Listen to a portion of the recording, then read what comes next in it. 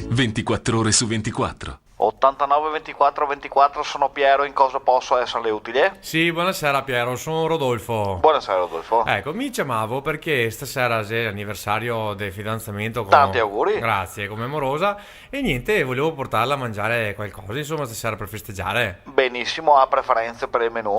Sì, cercavo un ristorante di pesce. Mi può dire la sua posizione per cortesia? Mi adesso sono ai Bernuffi.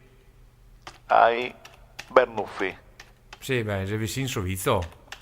Sì, lo vedo qua praticamente. Allora, lì a 3 km dalla sua posizione c'è un bellissimo ristorante, si chiama Il Pescatore, dove hanno un menù di pesce veramente prelibato. Bene. Mi sa dire anche più o meno il prezzo, non so. Più o meno il prezzo qua vedo si gira intorno ai 150 euro a persona. Porco! Sì, un po' caretto, però mi dispiace, però mi ha tutti i soldi lì. Gamma qualcosa di un po' più economichetto, insomma.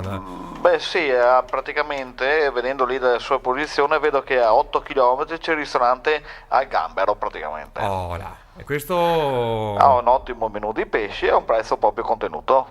Del tipo? 90 euro a persona. Ma sito il rimbato io. Piero, mi ha tutti i soldi lì, no?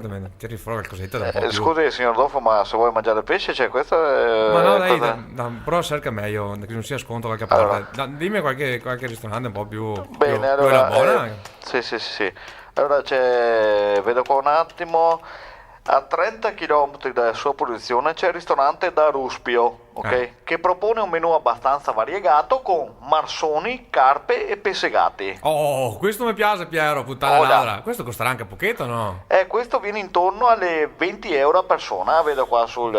Piero, 20 euro e la fa 40 euro. Sì. Con 40 euro questo tale, mi tu anche una signorina, insomma, che se mi ha qualcosa di meno costosetto. Sì, ti attento, tu una scatoletta di tonno e te che devi mangiare a quella che a troia è morosa, ignorante.